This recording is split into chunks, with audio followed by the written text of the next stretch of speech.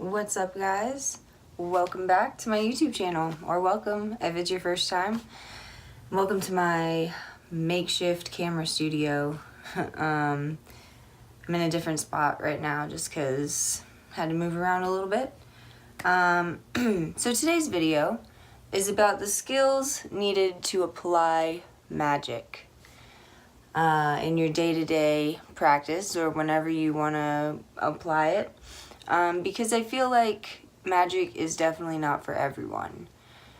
The occult practices are generally for a select few, like these esoteric sects or groups.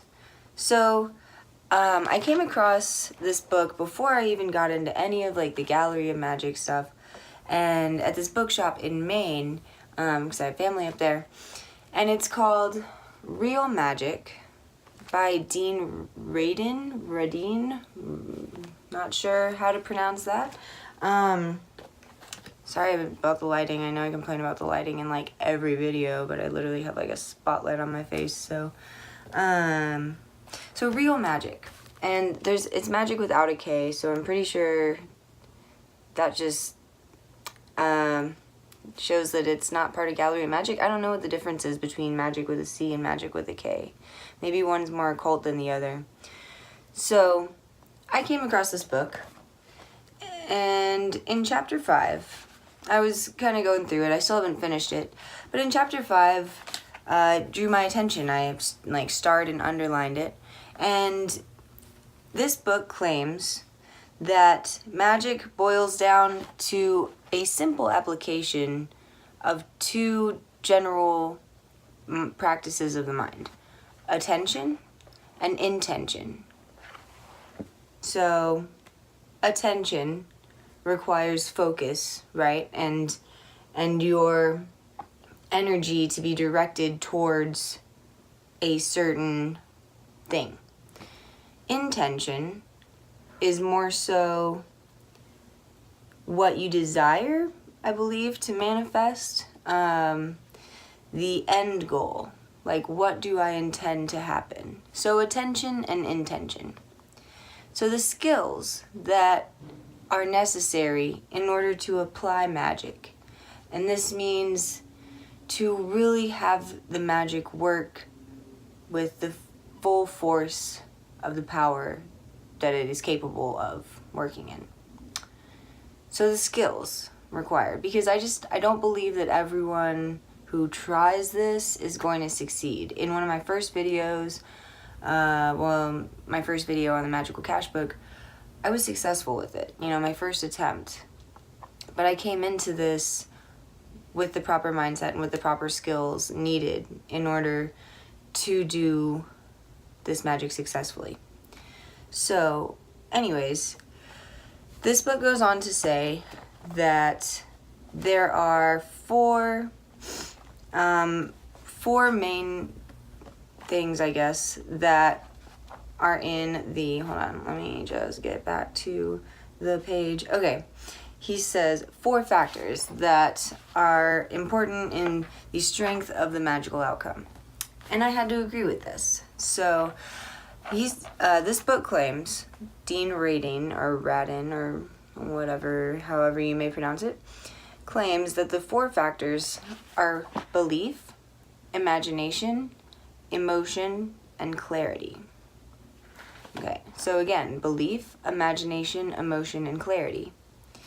I kind of divided that up in half, right? And so kind of subcategorizing it, where attention, going back to the essence of magic with attention and intention. I think that attention, the subcategories under that can, like attention or belief and imagination involve attention, right? And emotion and clarity are more so aligned with intention. So belief, what is belief? Belief in the magic itself. Belief that what you are about to do will work.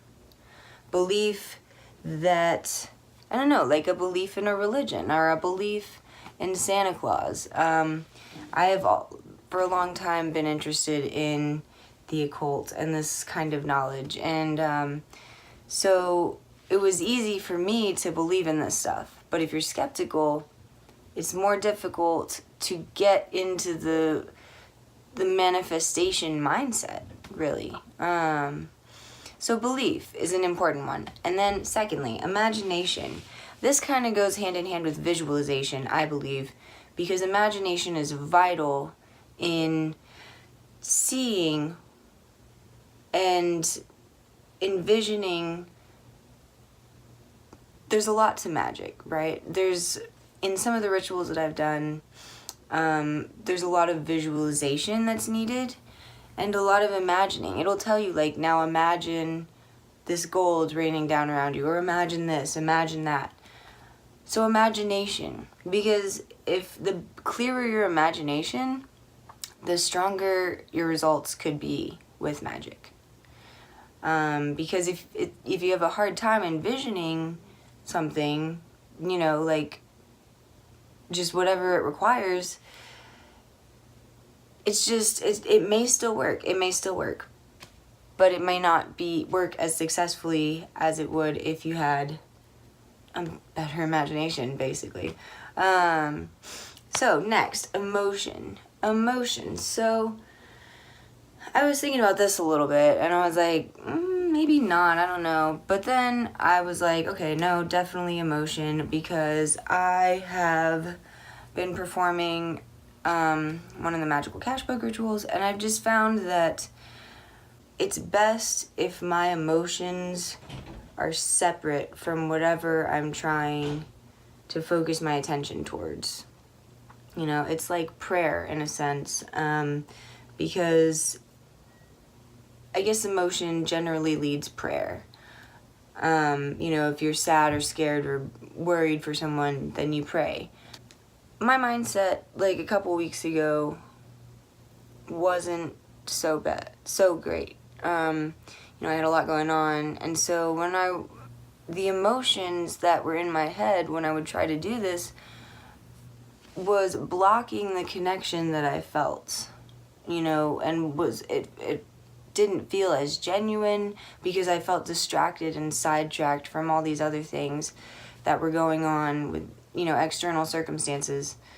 So emotion, to be level-headed and calm and hopeful maybe, or just the appropriate emotions to carry out this magic. So emotion. So we have belief so far, imagination, and emotion. Last one is clarity. So clarity is goes with all of this, right? Because the more clarity, the clearer your beliefs, the more vivid your imagination, the more in touch you are with your emotions, the more aware you are of what you're feeling. So clarity, in a sense, sums up all of that. You need to have a clear mindset. Like if your mindset is foggy, I know I talk about mindset a lot, but if your mindset is foggy, or any bit of your belief is foggy, if what you're visualizing, if your imagination isn't clear enough, isn't strong, isn't super vivid, then it may not work as well. So belief, imagination, emotion, and clarity are vital. Those are vital in order to successfully perform or apply magic. According to this book, this Real Magic by Dean Radin. I probably said that all the wrong ways and not the single right way. But I definitely recommend this book. I know it's not Gallery of Magic related, but it's interesting nonetheless. It says he's a best-selling author of Supernormal. I have not read that. But it's just very informative. It's a nonfiction book. It's more science related. But to anyone interested in that, go have at it. So, you may have watched this video because maybe you're getting into magic, or you're just curious about the skills required to do this. It really doesn't require much. You don't need crystals and an altar and a scepter and all that. I mean, you can. That's great for show, but you really don't need it. All you simply need are belief, imagination, emotion, and clarity. And then attention and intention. I'm sure that there are several occultists that would say that they have, you know, a tradition or a certain way of performing something that works for them. Maybe they have robes, maybe they have scepters, I don't know, wands. I know some people use wands and pendulums. I use pendulums. That's okay. Maybe that works for them, you know, but it's simply not necessary. But the more experienced you get into this stuff, you know, the more you can do with it, and the more you can explore and find what works for you, just like anything.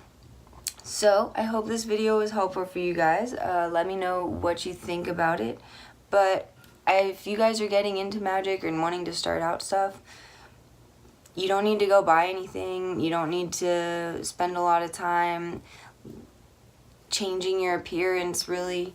You just need 4 simple things, and a pure intention and attention, and a good cause for using magic. So, honest, good cause. Alright, well, thank you guys. That's all. I hope you guys enjoyed this video. Next time I will probably be back in my normal space because I don't like this little corner.